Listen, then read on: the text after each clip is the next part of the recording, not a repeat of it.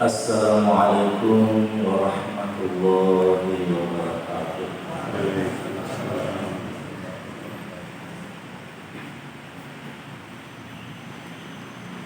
Alhamdulillahirabbil alamin wa bihi nasta'inu ala umuri dunya waddin wa la udwana illa 'alal zalimin.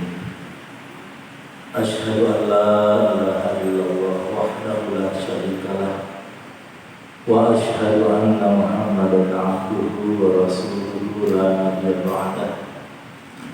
Allahumma shalli wa sallim ala nabiyyina Muhammadin wa ala alihi wa sahbihi ajma'in. Ya Allah ya Rahman, cintailah siapapun yang hadir saat ini. Turunkan petunjuk-Mu kepada kami agar kami sadar bahwa hidup yang singkat ini sebenarnya hanya untuk memberikan pengabdian yang terbaik kepada-Mu. Ampuni dan rahmati kami semua ya Allah. Ampuni dan rahmati kedua orang tua kami, baik yang masih hidup maupun yang telah mendahului kami. Dan masukkan ya Allah ke dalam rencana-Mu harapan-harapan kami yang Engkau ridhoi, baik di dunia maupun di akhirat. Dan turunkanlah bantuan dan pertolongan-Mu kepada saudara-saudara kami yang ada di Palestina, khususnya di Gaza, turunkanlah, berikanlah kepadanya ketabahan, kekuatan, kemenangan yang dekat. Obatilah luka-luka mereka, sembuhkanlah orang-orang yang sakit di antara mereka. Turunkan bantuan-Mu kepada mereka dan karuniakanlah kepada mereka kemenangan yang dekat, dan karuniakan kepada kami semua umur yang bisa menyaksikan Palestina merdeka. Jagalah Masjidil Aqsa dari tangan-tangan Yahudi yang kotor yang melampaui batas. Ya Allah, jagalah Masjidil Aqsa dari tangan Yahudi sang penjajah.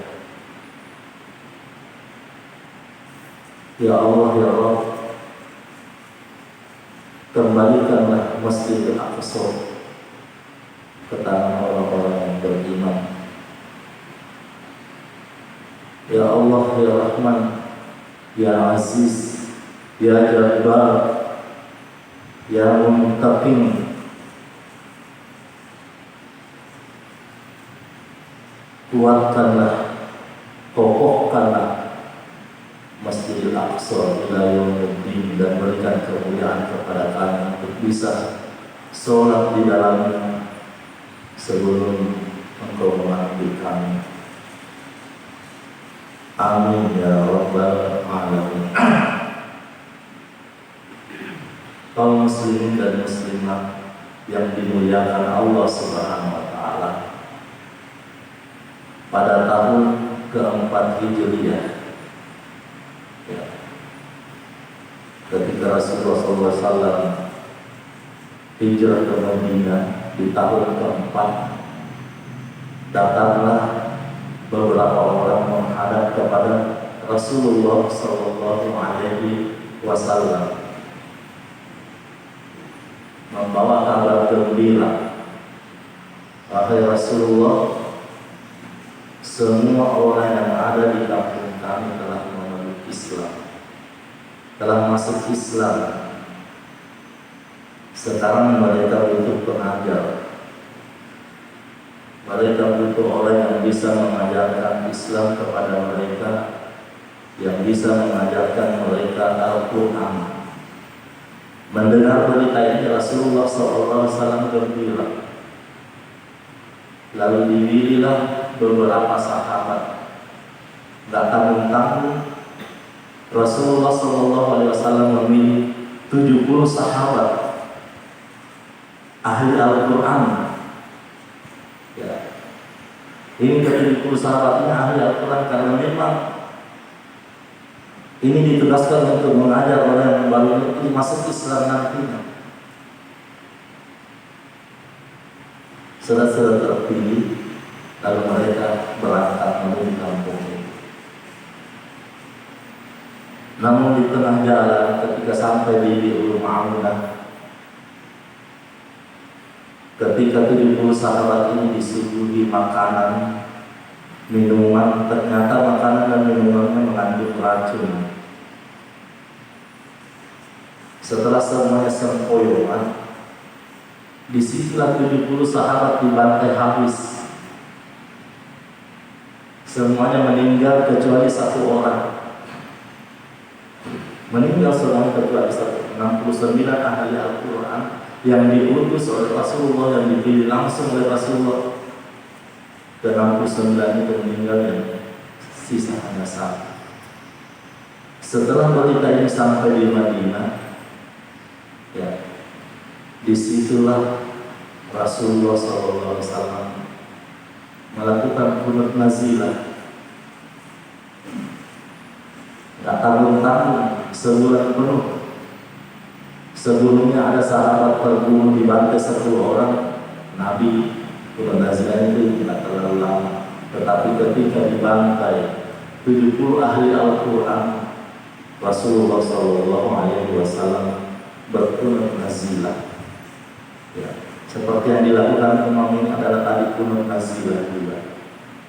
Imam Malik itu tidak bersuara dalam berqunut nazilah, namun imam-imam yang lain bersuara dan makmum juga itu mengaminkan. Tapi kita tidak boleh permasalahkan. Yang penting kita ambil dalam mendoakan saudara-saudara kita yang tertimpa musibah besar di Palestina sana, khususnya di Gaza. Mengapa Rasulullah SAW berqunut nazilah? Karena salah satu sifat utama Rasulullah SAW adalah di surah At-Taubah, azizun alaihi ma anittum, sangat berat terasa bagi Rasulullah SAW terhadap apa yang menimpa orang-orang beriman. Dia rasakan betul oleh Rasulullah SAW, sehingga muncul empati, muncul simpati yang luar biasa dari Rasulullah SAW. Dan tentu mendapatkan ilham wahyu dari Allah, lakukan qunut nazilah. Karena kita tahu tidak ada yang dilakukan oleh Rasulullah, tidak ada yang diucapkan oleh Rasulullah itu kecuali berdasarkan wahyu. Wa ma yantiqu 'anil hawa in huwa illa wahyun yuha. Rasulullah SAW sedih. Akhirnya mendoakan Rasulullah mendoakan orang-orang yang membantai mereka. Sampai 4 suku disebut semua dari Rasulullah, suku-suku itu yang membantai supaya dilaknat. Mengapa Rasulullah SAW melakukan qunut nazilah? Karena Rasulullah SAW bersabda, la yu'minu ahadukum hatta yuhibba akhihi kama yuhibbu nafsihi. Belum diakui keimanan seseorang di antara kalian sebelum mencintai saudaranya sebagaimana dia mencintai dirinya sendiri. Itu yang harus dirasakan oleh orang-orang beriman, kebersatuan rasa. Ketika hal ini tidak timbul, maka dipertanyakan keimanannya. Kalau kita cuma cuek, biasa-biasa saja, kenapa lagi ibadah kok ada seperti ini berulang-ulang sedikit? Padahal itulah sunnah Rasulullah SAW. Mengapa Rasulullah SAW berqunut nazilah? Karena Rasulullah SAW bersabda di hadisnya yang mulia bahwa orang beriman ini ibaratnya satu tubuh. Semua orang yang beriman di seluruh dunia itu ibaratnya satu tubuh, yang mana salah satu anggota dari tubuh itu ada yang luka, maka semua anggota tubuh juga akan merasakan sakitnya. Bahkan ikut panas, ikut demam, ikut menderita. Dan inilah yang dinamakan persaudaraan dalam agama.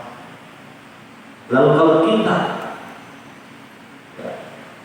saudara kita misalnya terbantai di Gaza, tidak ada rasa, tidak ada perasaan, kita tidak merasakan penderitaan mereka, tidak mendoakan mereka, padahal jelas satu tubuh itu.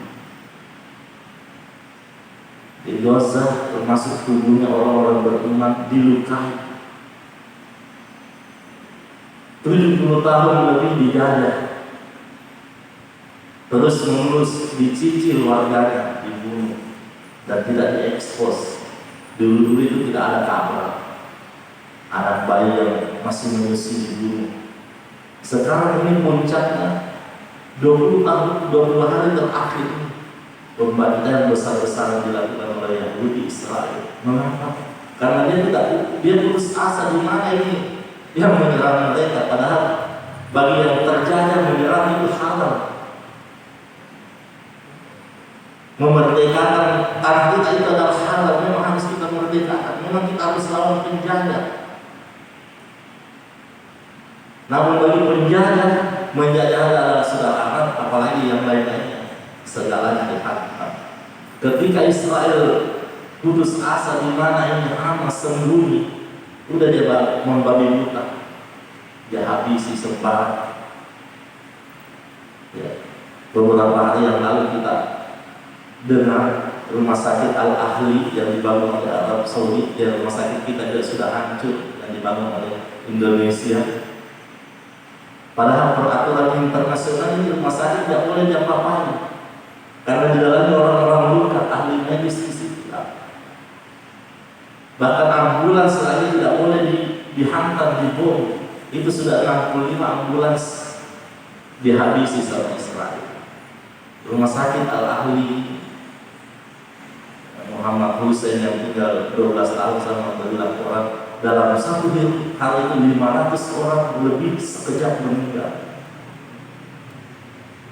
Beberapa hari kemudian bertambah jadi 700, dan dia mengatakan kemungkinan besar satu rumah sakit itu 1.000 orang yang meninggal lebih.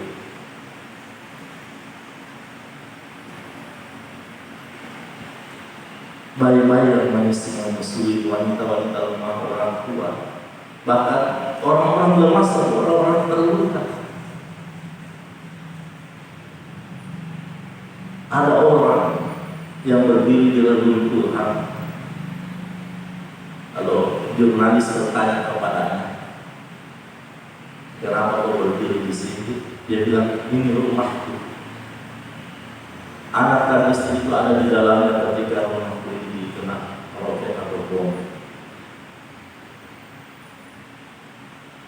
Ada saudara-saudari di dalamnya, bahkan ada bapak ibu. Adapun saya tidak meninggal karena ketika jatuh bom saya bermalam di tempat lain.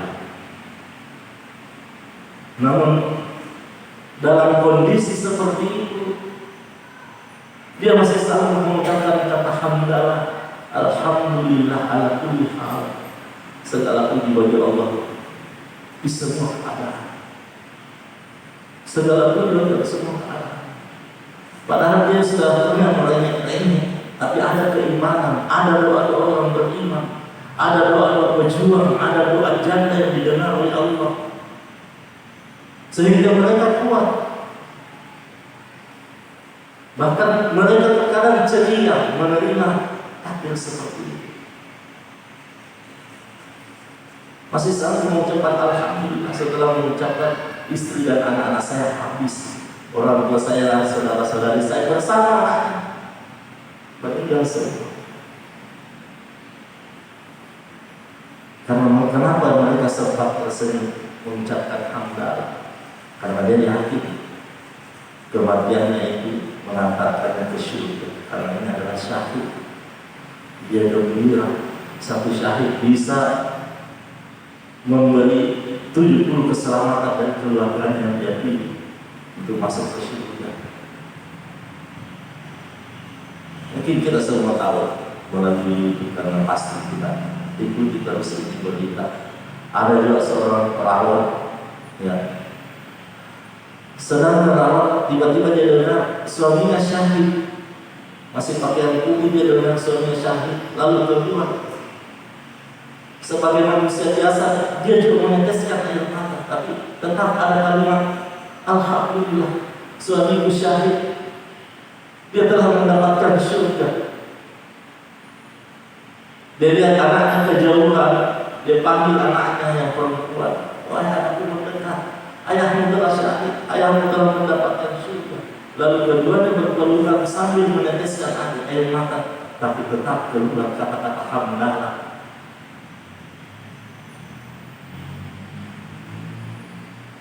Tetap keluar kata-kata alhamdulillah. Bahkan mayoritas ucapan penduduk Gaza itu adalah hasbunallah wa ni'mal wakil, ni'mal maula wa ni'mal nasir. Bahkan dia anak kecil biasa mengucapkan hal ini, hasbunallah wa ni'mal wakil, ni'mal maula wa ni'mal nasir. Cukuplah Allah sebagai pemimpin dan pelindungku, dan sebaik-baik pemimpin dan pelindung adalah Allah Subhanahu wa ta'ala.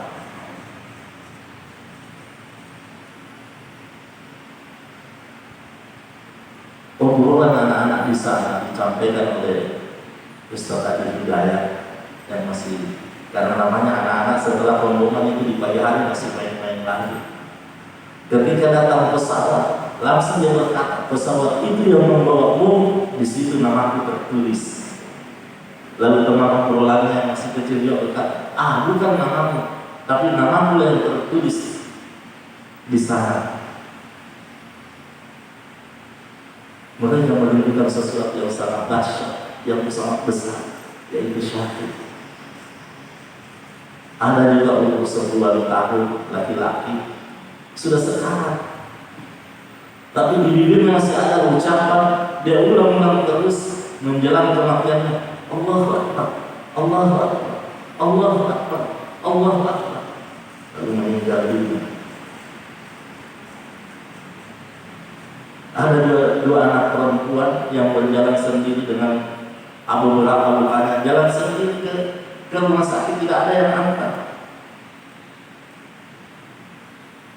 Kenapa? Dia sudah tidak tahu kemana bapak ibunya, mana saudaranya. Dan begitu memilukan nasib saudara kita ada di Gaza. Itu obat-obatan sudah kurang. Kalau ada yang mau diamputasi tanpa bius, ada yang mau dijahit tanpa bius, dia cuma disuruh mengaduk saja sambil dikerja, mengaduk sambil dikerja. Gelap kalau malam hari, kalau yang sudah diputus, yang ada cahaya kecuali orang-orang yang ada panel surya. Kalau di malam hari ada cahaya, itu adalah dentuman bom meledak. Muhammad Hussein Al-Jabbar mengatakan, kita di sini rata-rata tidur cuma 1 jam, dan semua keluarga saya dan keluarga orang-orang beriman yang lainnya kalau mau tidur sudah bersyahadat, karena dia tidak tahu. Jangan-jangan malam ini adalah giliran roket menimpa rumahnya. Sudah bersyahadat, sudah siap.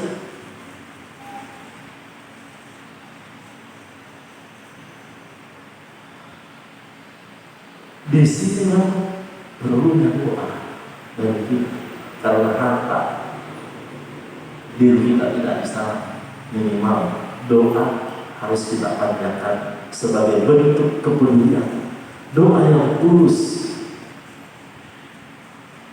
yang muncul dari hati yang paling dalam, bahwa seakan-akan kita yang terserang, kampung kita ada yang terkena dan terserang roket. Supaya doa itu sungguh-sungguh kita ungkapkan. Siapa bilang doa untuk orang-orang Palestina itu tidak berguna? Siapa bilang doa-doa yang kita ucapkan dari sini jaraknya yang jauh tidak memberi kekuatan dan ketabahan untuk mereka? Yang membuat mereka tabah dan teguh menghadapi ujian yang sangat dahsyat dan besar, itu adalah buah dari doa-doa khususnya penduduk Gaza, orang-orang beriman, doa-doa pujian.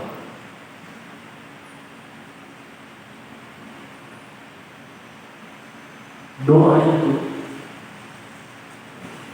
bisa membuka semua pintu yang tertutup, bisa membuat sesuatu yang paling mustahil jadi mungkin. Doalah yang membuat lautan terbelah untuk Nabi Musa. Ketika terdesak, seakan-akan tidak ada lagi jalan keluar. Sampai-sampai pengikutnya Nabi Musa, apa dia bilang? Inna lamudrakun, kita pasti tersusul, tertangkap dan terbunuh akhirnya. Dengan penuh keyakinan doanya Nabi Musa alaihissalam, yakin betul bahwa dia bersama dengan Allah. Inna ma'iya rabbi sayahdin, Allah bersama dengan diriku, Allah pasti memberi petunjuk kepada. Ini adalah doa, karena keyakinan itu adalah doa. Allah menjawab doanya Nabi Musa alaihissalam. Fa'awhayna ilaihi ila Musa anidrib bi'asawal bahar. Kami perintahkan kepada Musa, pukulkan tongkatmu ke lautan. Nabi Musa tidak pikir-pikir ketika dapat perintah. Semestinya kalau mau dipikir-pikir, kenapa ini Allah tidak perintahkan pukulkan saya tongkatmu ke Fir'aun dan barang-barang yang selesai habis perkara. Tapi rencana Allah selalu lebih indah. Dipukulkan, terbelah. Kullu firqin kattaudil azim, setiap belahan dindingnya dinding air. Kalau misalnya 100 meter dindingnya air, kiri kanan. Menyeberang Nabi Musa alaihissalam.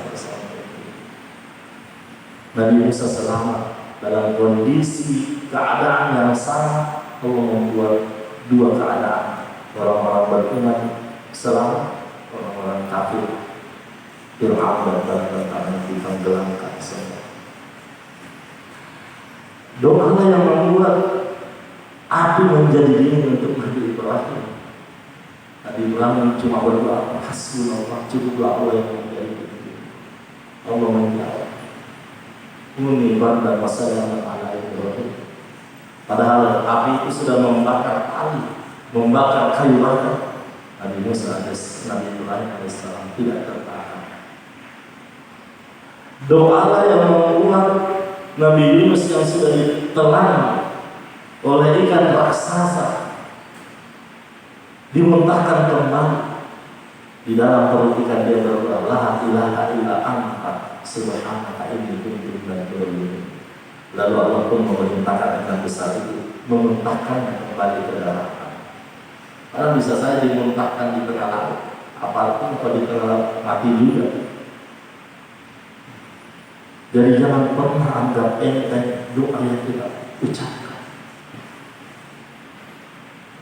Allah Rasulullah SAW bersabda, la yuraddu qada'a illa du'a. Tidak ada yang bisa merubah keputusan Allah yang belum terjadi di bumi illa doa, kecuali doa. Doanya orang beriman itu adalah senjatanya orang beriman itu adalah kata Rasulullah SAW, silah senjatanya doa. Orang yang terkuat di antara kalian adalah orang yang paling banyak berdoa kepada Allah. Rasulullah bersabda seperti itu. Dan orang yang paling lemah di antara kalian adalah orang yang paling sedikit doanya. Apalagi kalau tidak ada doa. Karena orang yang berdoa kepada Allah melibatkan Allah dalam hidupnya. Jadi doa yang harus kita panjatkan. Jangan ragu. Doa walaupun jaraknya seperti Allah, terima Allah akan memberikan berkah. Dan doa-doa yang kita panjatkan untuk saudara-saudara kita yang tertindas di sana, doa itu kembali untuk kita juga. Bahkan ada hadis, doa yang kita panjatkan untuk saudara kita yang mereka tidak tahu, doa itu lebih cepat untuk diri kita. Doa itu lebih cepat untuk diri kita daripada orang yang kita doakan. Inilah yang dikatakan oleh Allah Subhanahu wa taala di dalam Al-Qur'an, in ahsantum ahsantum li anfusikum. Kalau engkau berbuat baik, sebenarnya engkau berbuat baik untuk dirimu sendiri. Sebenarnya kalau kita mau berpikir secara mendalam sekali tentang saudara-saudara kita terbantai di sana, hal yang kita dapatkan adalah betapa banyaknya saudara-saudara kita mendapatkan syurga. Mungkin kita lihat mereka menderita, tulang belulangnya hancur, terkadang kepala terpisah, otaknya keluar, patah-patah. Tapi orang yang syahid dijelaskan oleh Allah Subhanahu wa taala, dia tidak meninggal. Jangan pernah sangka orang yang terbunuh di jalan Allah mati. Allah katakan bal ahya, sebenarnya dia hidup. Bahkan Allah terus memberikan rezeki. Bahkan hal yang paling pertama yang diminta oleh orang yang syahid adalah apa? Ya Allah, hidupkan aku kembali di dunia supaya aku bisa mati yang sama seperti kematian yang syahid. Karena syahid sebenarnya itu keindahan, nikmat terbesar dari Allah untuk seorang hamba.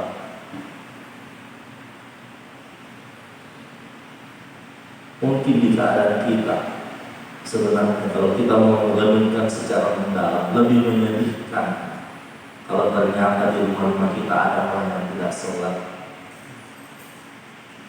Anak-anak kita yang berada dalam tanggungan kita tidak memberikan sholat, lebih parah.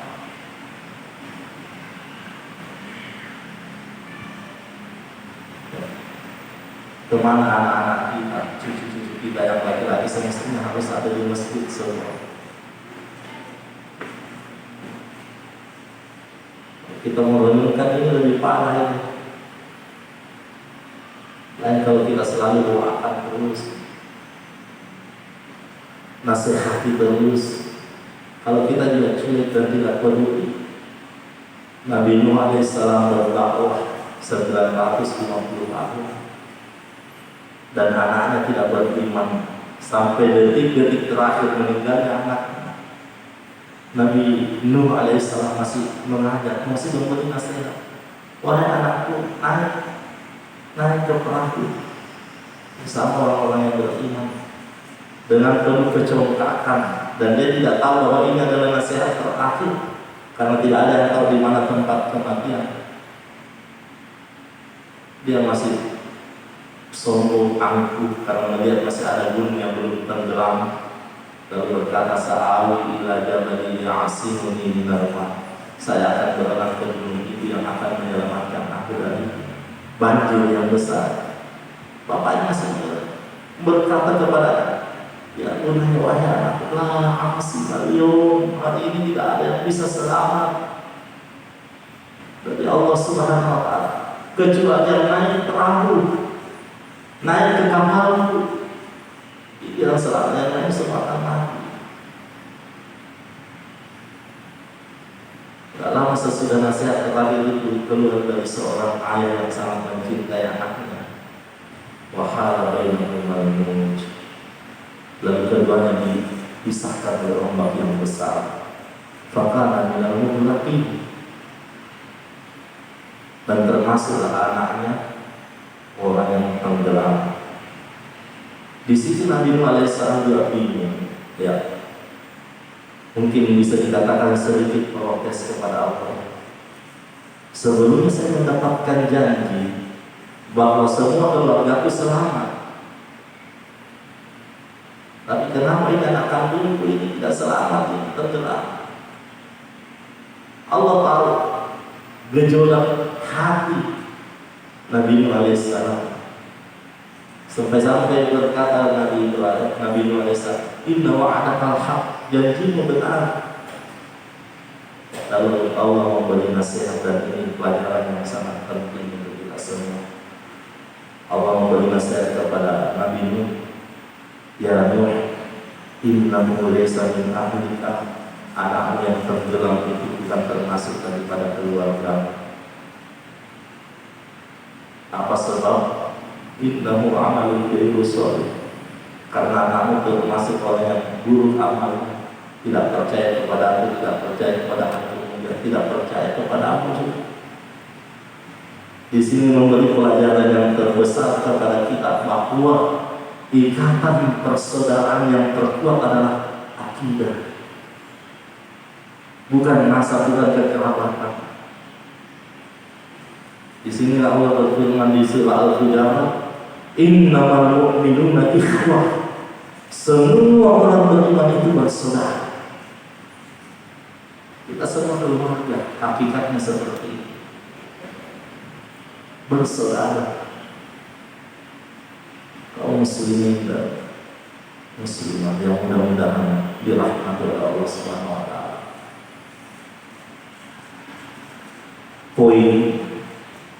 Satu poin yang paling penting yang ingin kami sampaikan dari ceramah Maghrib Isya ini adalah munculkan dari jiwa kita yang paling dalam rasa empati dan simpati kepada saudara-saudara kita. Rasakan apa yang mereka rasakan. Pikir baik-baik bagaimana kalau musibah seperti itu diri kita ini sinjai, misalnya dihujani roket tiap malam, durasinya nggak main-main, 8 sampai 10 jam, 8 sampai 10 jam.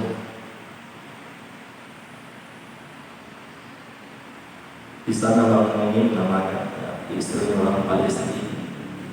Kami di sini ketika dia live streaming ya, kami di sini sudah 4 hari makanannya cuma apa? Tomat dan timun, itu dicicil sedikit-sedikit bersama keluarga yang ada di sini, bersama dirinya. Karena memang bantuan makan tidak terus begitu besar penderitaan, dan ini harus kita rasakan supaya kita membuktikan di hadapan Allah kita orang yang beriman. Karena ketika kita tidak peduli dengan sesama orang yang beriman, jangan-jangan kita tidak bisa diakui oleh Allah Subhanahu wa taala. Wa na'udzu billahi min dzalik. Saya kira demikian. Mudah-mudahan pengajian ini ada manfaatnya untuk kita semua.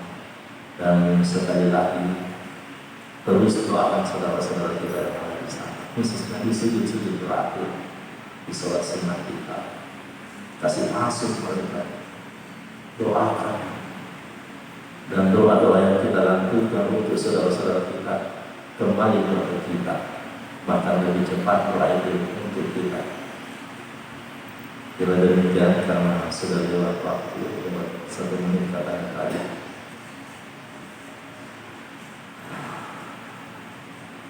Kami tutup hadapan